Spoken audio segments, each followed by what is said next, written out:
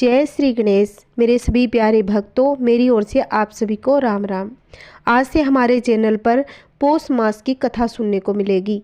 मार्गशीर्ष की पूर्णिमा के बाद पौष का महीना शुरू हो जाता है। हिंदू कैलेंडर के अनुसार पौष का महीना 10वां महीना होता है। पौष के महीने में सूर्य देव की पूजा का विशेष महत्व बताया गया है।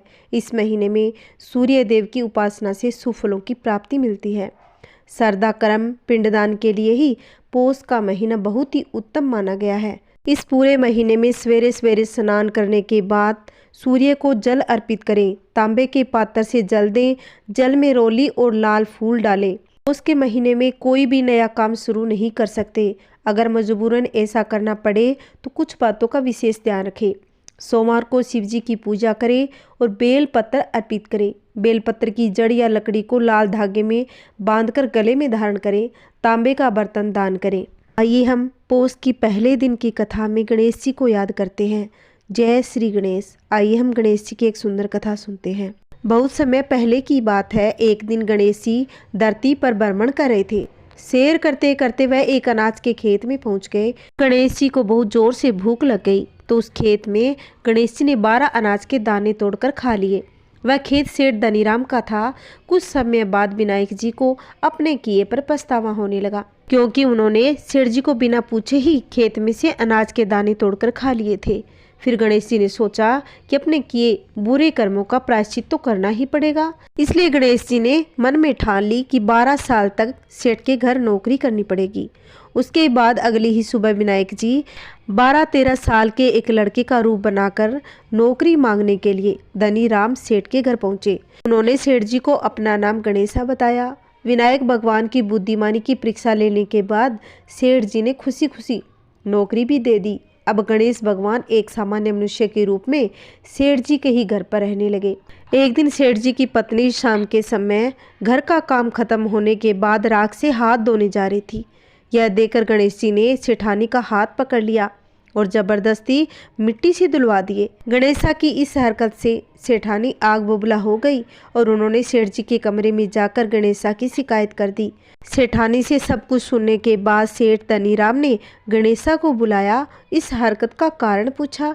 गणेश जी बोले कि सेठानी शाम के समय राख से हाथ धो रही थी और ऐसा करने से घर की लक्ष्मी नाराज होकर चली जाती है, इसीलिए मैंने उनके हाथ मिट्टी से धुलवाए। इससे घर में माता लक्ष्मी की कृपा बनी रहती है। यह सब सुनकर सेठ जी ने सोचा कि गणेशा की सोच तो बहुत बड़ी है। उसके कुछ दिन बाद कुंभ मेले का शुभ अवसर आया। सेठ जी ने गणेशा को बुलाया और कहा कि सेठानी जी को कुंभ मेले में स्नान करा लाओ। अब सेठानी और गणेशा स्नान के लिए मेले में जा पहुंचे। वहां पहुंचने के बाद सेठानी नदी के किनारे बैठकर नहाने लगी। उन्हें ऐसा करते देख गणेशा दौड़कर आए और सेठानी जी के दोनों हाथ पकड़ लिए। उन्हें नदी के अंदर लेकर गए। सेठानी को पानी में डुबकी लगवा दी, फिर किनारे पर ले आए। अब गणेशा की इस हरकत से तो सेठानी का गुस्सा 7वें आसमान पर पहुंच गया। अब सेठानी जी घर आते आते पूरे रास्ते गणेशा को ताने पर ताने मार रही थी, लेकिन गणेश भगवान सब कुछ शांति से सुन रहे थे। घर पर आते ही सेठानी ने सेठ जी के पास फिर से गणेश की शिकायत कर दी। सेठ जी ने तुरंत ही गणेशा को बुलाया और पूछा कि तुमने ऐसा क्यों किया। गणेश जी बोले कि सेठ जी, सेठानी नदी के किनारे बैठकर गंदे पानी से नहा रही थी तो मैंने उन्हें नदी में से जाकर साफ पानी में डुबकी लगवा दी। ऐसा करने से उन्हें अगले जन्म में बहुत बड़ा राजपाट और वैभव मिलेगा। सेठ जी ने सोचा कि गणेशा के विचार कितने अच्छे हैं, मेरे परिवार का भला सोचता है। कुछ दिन बाद सेठ जी के घर पर पूजा थी। पंडित जी आने के बाद सेठ जी ने गणेशा से कहा कि जाओ और सेठानी जी को बुलाकर लाओ। सेठ जी की आज्ञा के अनुसार गणेशा सेठानी को बुलाने के लिए उसके कमरे में गए। उस वक्त सेठानी काली चुनरी ओढ़कर कमरे से बाहर आ ही रही थी। यह देखते ही विनायक जी ने वह काली चुनरी उतारकर फाड़ दी और कहा कि सेठानी जी पूजा के लिए लाल रंग की चुनरी ओढ़कर आई है।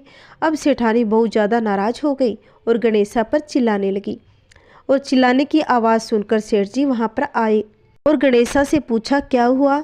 तब सेठानी कहने लगी कि मेरी गणेशा ने चुनरी फाड़ दी। फिर सेठ जी ने भी गणेशा को बहुत डांटा। जवाब में गणेशा जी ने कहा कि सेठ जी पूजा में कभी काला वस्त्र नहीं पहनते, इससे शुभ काम सफल नहीं होते, इसलिए मैंने ऐसा किया। सेठ जी ने सोचा कि गणेश है तो बहुत ही समझदार। इसी तरह लीला रचाते हुए उसे घर में रहते हुए 12 साल बीत गए। फिर एक दिन सेठ जी ने नया कारोबार शुरू करने के लिए पहले घर में पूजा रखी थी। पूजा करते करते उनको याद आया कि पूजा की सामग्री में गणेश भगवान की मूर्ति तो लाना ही भूल गए। अब उन्होंने अपने नौकर गणेशा को पूजा घर से भगवान विनायक जी की मूर्ति लाने के लिए कहा। गणेशा बोला कि मुझे ही मूर्ति समझकर पूजा में विराजमान कर लो, आपके सारे शुभ काम सफल हो जाएंगे। यह बात सुनकर सेठ जी को गुस्सा आ गया और बोले, गणेशा तुम अब तक सेठानी के साथ मजाक करते थे, अब मुझसे नहीं। उत्तर में गणेशा ने मुस्कुराकर कहा, नहीं सेठ जी, मैं मजाक नहीं करता, मैं सत्य वचन कहता हूँ। इतना कहने के बाद नौकर गणेश ने अपना असली स्वरूप दिखा दिया।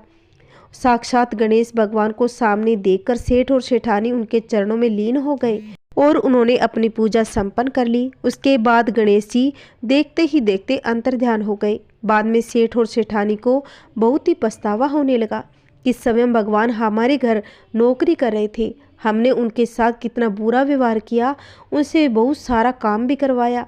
यह सोच सोचकर दोनों पति पत्नी दुखी हो गए।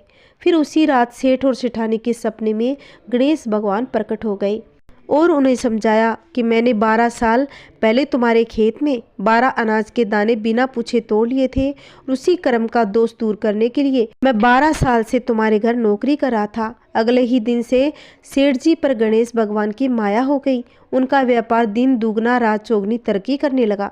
धनीराम सेठ जी के जीवन की काया पलट हो गई। हे गणेश जी महाराज, जैसे धनीराम सेठ पर कृपा करी वैसी सब पर करना। कहानी कहने वाले के और कहानी सुनाने वाले के सब पर अपनी कृपा बनाए रखना। बोलिए गणेश जी महाराज की जय हो। हम सूर्य भगवान की कथा सुनते हैं। एक समय की बात है, सूर्य भगवान की रानी के मायके से खबर आई, परंतु रानी सा को मायके जाने का मन नहीं था। सूर्य नारायण भगवान रानी को यह कहकर मायके जबरदस्ती भेज दिया कि जाओ, मैं आपके लिए अच्छी अच्छी चीज़ें भेज दूंगा। राणा दे अपने पियर चली गई। कुछ दिनों के बाद सूर्य भगवान राणा दे के लिए चौपड़ पासा, पचेटा, आटी डोरा आदि कुछ वस्तुएं भेजते हैं। राणा दे की भाभियां मजाक करने के इरादे से चौपड़ पास से खिलौने आदि सब सामान निकाल देती है। उसके स्थान पर कंकड़ पत्थर कांटे भर देती है। सारे डिब्बे वापस बंद कर देती है। राणा दे ने देखने के लिए हाथ डिब्बे में डाला तो उसके हाथ में कांटे चुभ गए तो उनकी भाभियां हंसने लगी। फिर तो राणा दे को और भी गुस्सा आ गया। कुछ दिन बीत जाने पर भगवान सूर्य नारायण राणा दे को लेने गए तो सूर्य नारायण के साथ राणा दे बिल्कुल भी बात नहीं करी। राणा दे जब ससुराल गई तो वहाँ भी किसी से भी बात नहीं करती। सूर्य नारायण ने अपनी माताजी से पूछा कि माताजी, राणा दे आपसे बातचीत करते हैं क्या नहीं? उनकी माताजी ने कहा, नहीं बेटा, जब से राणा दे अपने मायके से वापस आई है उसके बाद से बात नहीं कर रही। सूर्य नारायण कहने लगे कि माताजी, आज उनको बोलना कि साल में चावल की बोरी पड़ी है, साल में से चावल निकाल दे, परंतु ऐसा करते समय चावल का एक दाना भी टूटना नहीं चाहिए, साबुत निकलने चाहिए। अब राणा दे तो रोने लगी। रोते रोते ही छत पर चली गई। उन्होंने चिड़ियाओं को बुलवाया। राणा दे चिड़ियाओं से कहने लगे कि मैंने कभी तुम्हें चूका डाला है, तुम मेरा एक काम कर दो, इन चावलों को छील दो। ढेर सारी चिड़ियाएं उड़कर आई, सारे चावल छीलकर वापस उड़ गई। सूर्य नारायण ने फिर से पूछा कि माताजी, राणा दे बोली कि नहीं? माताजी कहने लगी कि नहीं बेटा, वो तो मेरे से बिल्कुल भी नहीं बोली। सूर्य नारायण बोले कि माताजी, अब आप ऐसा करना कि उनको बोलना 108 छेद वाली मटकियां हैं, उनमें पानी भर के दे। राणा दे तो वापिस से रोने लगी। तालाब पहुंचकर भी रो रही थी। उनको रोता देकर मेंढकियां आ गई और उनसे पूछा, क्या आप रो क्यों रही हैं? राणा दे ने कहा कि सासू जी ने 108 छेद वाली मटकियों में पानी भरने को कहा है, पानी कैसे टिकेगा उसमें? मेंढकियां कहने लगी कि आप चिंता मत करो, जहाँ छेद है हम वहाँ पर चिपक जाएंगे, आप आसानी से पानी भर लेना। फिर क्या था, मेंढकियां तो छेद पर चिपक गई।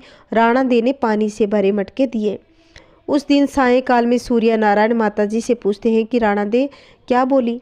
उनकी माताजी कहने लगी कि बेटा नहीं बोली।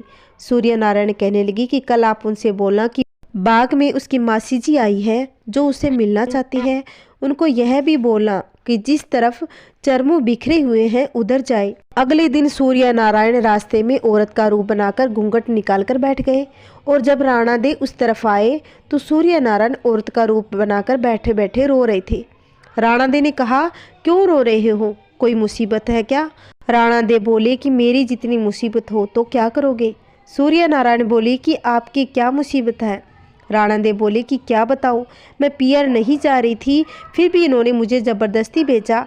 बोले कि मैं अच्छी अच्छी वस्तुएं और इनाम भेजूंगा। डिब्बों में भरकर उन्होंने कंकर, पत्थर, कांटे भेजे। मैंने देखने के लिए डिब्बे में हाथ डाला तो मेरे हाथ में कांटे चुभ गए। मेरी भाभियाँ मेरी मजाक बनाने लगी। थोड़े दिनों बाद वापस लेने आए तो मैं ससुराल आ गई। फिर सास ने मुझे चावल निकालने को बोला और वह भी टूटने नहीं चाहिए। फिर मुझे 108 छेद वाली मटकियों में पानी भरने के लिए कहा। अब आप ही बताओ, छेद वाली मटकियों में पानी कैसे ठहरता है? वो तो मेंढकियाँ मटके के अंदर चिपक गई जो मैंने दे दिया। यह कहते ही राणा दे जोर जोर से रोने लगी। फिर सूर्य भगवान ने राणा दे का हाथ पकड़ लिया और अपने असली स्वरूप में आ गए। सूर्य भगवान बोले, चुप हो जाओ। राणा दे, मैंने तो डिब्बों में चौपड़ पासा, आती डोरा और मिठाइयाँ भेजी थी।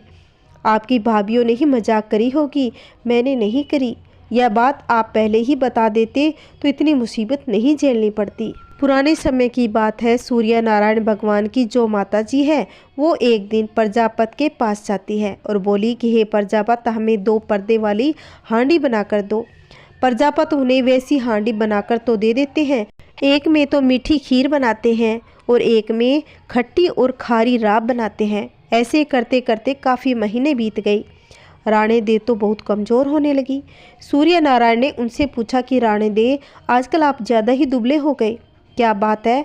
राणा दे बोलने लगी कि क्या करूं, मुझे खाना नहीं भाता, खारा और खट्टा लगता है। सूर्य नारायण कहने लगी कि नहीं, आपने तो प्रतिदिन मीठी खीर बनती है। राणा दे कहने लगी, मुझे तो वह खट्टी और खारी लगती है। दूसरे दिन सूर्य नारायण की माताजी थालियां परोसती है तो राणा दे चक्कर थाली सरका देती है। सूर्य नारायण जब उन्हें ऐसा करते हुए देखते हैं तो अपनी माताजी से कहते हैं कि माँ, थोड़ा जल भरना। उनकी माताजी जल लेने के लिए गई, जितने में तो सूर्य नारायण थाली बदल लेते हैं। सूर्य नारायण जब राणा दे की थाली खाते हैं तो उन्हें भी खट्टी और खारी लगी। जब उनकी माताजी जल लेकर वापस आई तो सूर्य नारायण बोले कि माँ, ओ माँ, आज तो भोजन खट्टा और खारा है। माताजी कहने लगी, नहीं बेटा, हमने तो तुम्हारे लिए मीठी खीर बनाई है, कहीं तुम्हारे राणा दे की थाली तो नहीं आ गई? सूर्य भगवान बोले कि माँ, ए माँ, ऐसा क्यों करते हो? माताजी कहने लगी, बेटा, हमारे सास बहू में तो ऐसा ही होता है। सूर्य नारायण कहने लगे कि नहीं माँ, ऐसा तो दुनिया में चलने दो, अपने महलों में ऐसा नहीं चलना चाहिए, सबके एक जैसा ही भोजन बनाना। तब से ही सास बहू में तेरा मेरा चलने लगा। आइए और एक कथा रसपान करते हैं। सूर्य भगवान प्रतिदिन नगरी में पधारते हैं, सभी जीवों का पालन करते हैं। राणा दे सूर्य नारायण से पूछती है कि सुबह सवेरे आप धरती लोक चले जाते हैं और शाम होते ही सूर्य लोक पधारते हो, पूरे दिन आप धरती लोक में क्या करते हो? तब सूर्य नारायण कहने लगी, मैं सबका पालन पोषण करने जाता हूँ, कीड़ी चिंटी को कण देता हूँ और हाथी को मण देता हूँ। राणा दे बोली कि क्या सबको खाने को देते हो? कोई तो बच ही जाता होगा। सूर्य नारायण बोले कि कोई नहीं बचता। राणा दे फिर से बोली, किसी को बाकी नहीं रखते। सूर्य नारायण बोले, किसी को भी भूखा नहीं रखता हूँ, भूखा उठता है पर भूखा सोता नहीं है। अगले दिन राणा दे नहाकर अपने कक्ष में पधारी और एक चींटी को डिब्बे में बंद कर रख देती है। राणा दे प्रतिदिन नहाकर भगवान की पूजा किया करती थी और स्वयं ही कुमकुम और चावल लगाती। उस दिन भी उसने कुमकुम चावल की बिंदी लगा ली। जब राणा दे डिब्बी बंद कर रही थी तो तब उनकी कुमकुम की बिंदी में जो चावल लगे थे उसमें कुछ चावल के दाने उस डिब्बी में गिर गए। राणा दे के स्नान किए हुए हाथ में से कुछ जल की बूंदें उस डिब्बी में गिर गई। राणा दे को पता नहीं चला कि डिब्बी में चावल और पानी भी चला गया। राणा दे डिब्बी बंद कर देती है। राणा दे सोचती है क्या सूर्य भगवान को बताऊंगी कि देखो ये चिंटी भी भूखी बैठी है। जब शाम को सूर्य भगवान आए तो राणा दे बोली कि सूर्य नारायण, आप तो कहते हो कि आप किसी को भूखा नहीं रखते। सूर्य नारायण कहने लगे, सही में तो कहता हूँ, कोई भी भूखा नहीं रहता। राणा दे बोली कि देखो तो ये चींटी तो डिब्बी में बंद है, वो सुबह से भूखी है। यह सुनकर सूर्य भगवान बोले कि आप डिब्बू तो खोलो। राणा ने जैसे ही डिब्बी खोली तो उसमें देखा कि चींटी के मुंह में चावल के कण हैं। डिब्बी में पानी की बूंदें भी पड़ी हुई थी। राणा दे को अपनी आंखों पे विश्वास नहीं हुआ। वो सोचने लगी, हम तो यही सोच रहे थे कि चींटी भूखी होगी। डिब्बी बंद कर रखी थी, तब तो इसमें कुछ भी नहीं था। राणा दे हार मान लेती है और सूर्य नारायण भगवान से कहने लगी कि मैं मान गई, सभी की पूर्ति आप ही कर सकते हो। बोलिए सूर्य नारायण भगवान की जय हो। जय श्री कृष्णा। राधे राधे। मेरे सभी प्यारे भक्तों, अगर मेरी कहानी आपको अच्छी लगती हो तो मेरी वीडियो को ज़्यादा से ज़्यादा शेयर करें, लाइक करें और कमेंट करके बताएं कि मेरी कहानी आपको कैसी लगती है, और जय श्री कृष्णा लिखना ना भूलें। अगर आपने मेरे चैनल को सब्सक्राइब नहीं कर रखा है तो प्लीज़ मेरे चैनल को सब्सक्राइब कर लें, जिससे आने वाली वीडियो की नोटिफिकेशन आपको मिल जाएगी। जय श्री कृष्णा। राधे राधे।